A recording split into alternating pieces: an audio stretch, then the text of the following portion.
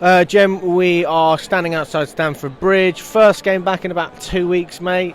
I was excited. I'm sure you were. We all were. It's that horrible addiction. It's the hope. And we stand here another day, another L. We've just lost. My memory's gone. I can't even think. I'm so angry. I don't blame you. There's not much. I feel the same. I don't really know there's not much to really say on that performance. You know, you come here with a bit of a buzz. International duties out the way. Football's back. Chelsea. We're like, yeah, come on, let's go, let's do it. And what do we get in return from it? We're standing there in the freezing cold outside the stadium with a 2-0 loss due to a mistake from Kukurea and Koulibaly, which led to Ollie Watkins' goal and a 30-yard screamer from McGinn. And what does our manager have to answer for it? Like, what, where was his improvement in all of this? There wasn't any. I just don't get how a team comes out in the first half, creates like they do, but in the second half just completely regress. We regress so easy, bro. It's becoming pathetic. Every time we lose games, it is predictable. We have no bottle. We don't have mentality.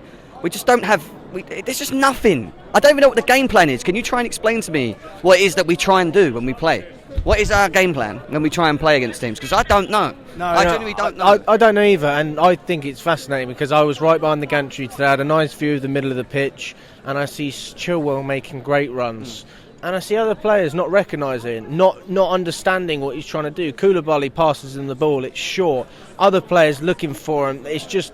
they don't have the chemistry. It doesn't feel like they understand each other and what they're trying to do. That all goes back to Potter again, and the management and the set. Watch it, and and the setup. He decides to drop Reece James back in, as a right centre back. Completely mucks up the balance for me. Plays Ruben in a position that we know he can play, but he's not great at doing. You got Trevor Chalobah. I don't know. Was Chalobah on the bench today? Does anyone know?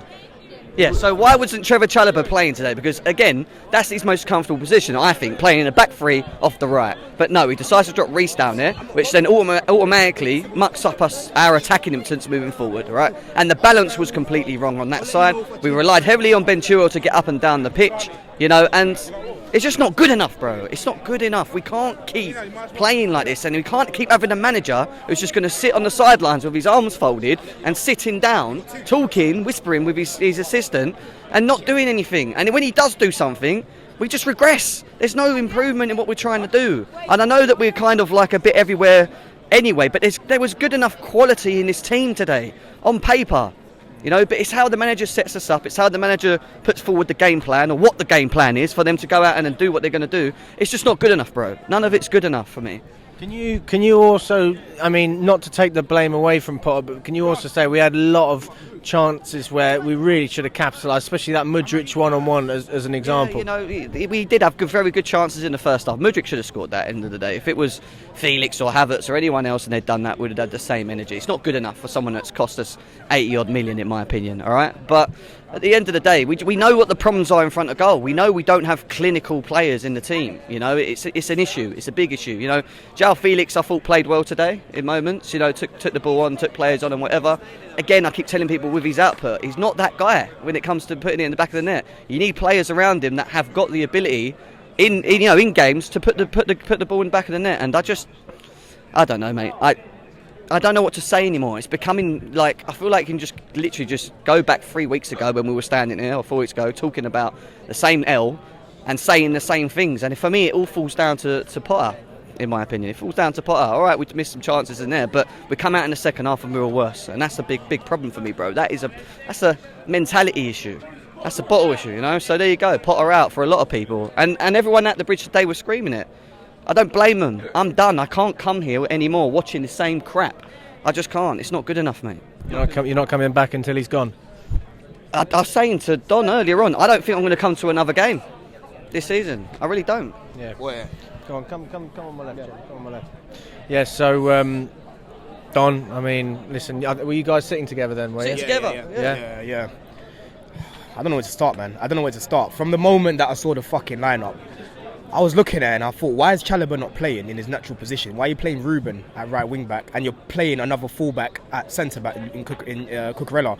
When we done the stream on Thursday, I said to Jem, I'd rather start Badiashile during this for this game, right, and not start Cucurella, because number one, Ollie Watkins is quite physical as a player. I think Badiashile would have done a better job today. And again, like Jem said, in the second half, we just came out and again just played the way we did in the first half. It was even worse.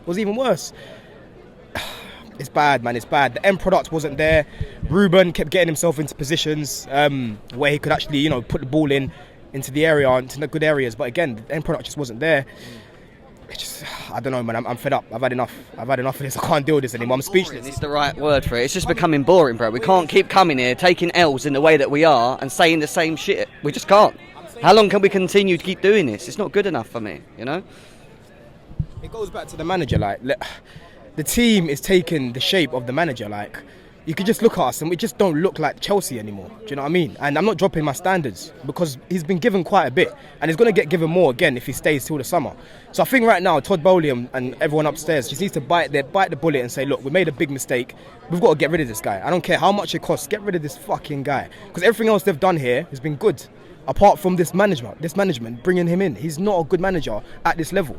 I've rated him as a coach at Brighton, right? But he's disappointed me here because the in-game management hasn't been there. This is too much for him. I was saying to Jem, because me and Jem were sitting together, I'm looking at Unai Emery. At 1-0, he's up there shouting. You can see that this is a manager that wants to win the game. He knows what he's doing. He's got a game plan. He's a good coach. Potter was a good coach at Brighton. At this level, clueless, man, clueless. He gets up, he claps, he spits, he just looks around, sits back down, talks to his assistant manager, whispers a few things. Maybe they're talking about what they're doing later. I don't know what the fuck's going on. But he needs to get out, man. He's out of his step. Look, I had patience for this guy.